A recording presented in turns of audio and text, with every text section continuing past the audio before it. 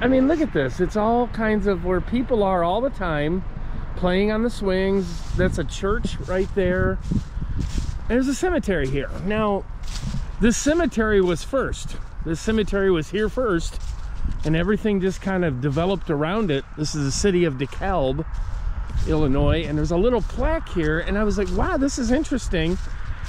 I'm gonna check this out.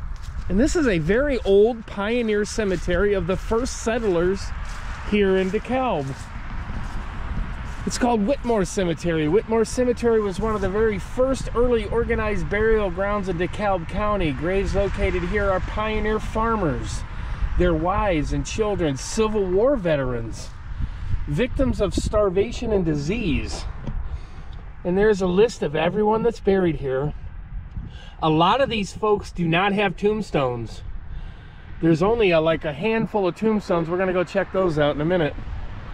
But you can see, here's the name. I'm gonna go slow here. Most of them are from, like, you know, 1800s, of course. But that gives you an idea of who's buried here. The list here. This memorial was placed in memory of these pioneers in the year of the bicentennial observance of the Revolution in 1976 by the DeKalb Park District. So in 1976, they put this plaque in. Now I'm assuming that was 1976. They probably restored this wood, because this wood looks pretty good. This hardware looks new, so they just restored this. But that's really neat. Let's go check out some of these stones. Now there's a list of at least 20 people in there, and I don't see 20 tombstones. So I'm assuming they're kind of buried in here throughout this whole little area here. And then here's some tombstones that are left over. Let's take a look. It's gonna be a quick little video of the cemetery. Here is John Tudor. He died in 1909. He was 89 years old. And his wife, Martha, she died in 1864, and she was 46. So John lived a long time after she did. So that's their headstone, and here's their little gravestones. Somebody put a flower there recently. So that is them. And then that's the only readable tombstone in this little cemetery that's kind of surrounded by a city park. And here's a couple that are completely destroyed. Who knows?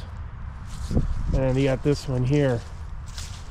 But that's a really interesting, I mean, there's like 40 or 50 graves here that aren't marked, that don't have stones. And I'm sure if I went digging, I'm sure I could find, if you kind of dig through the grass here a little bit, you could probably find some markers that are buried in the soil. I had my grandson played at this park.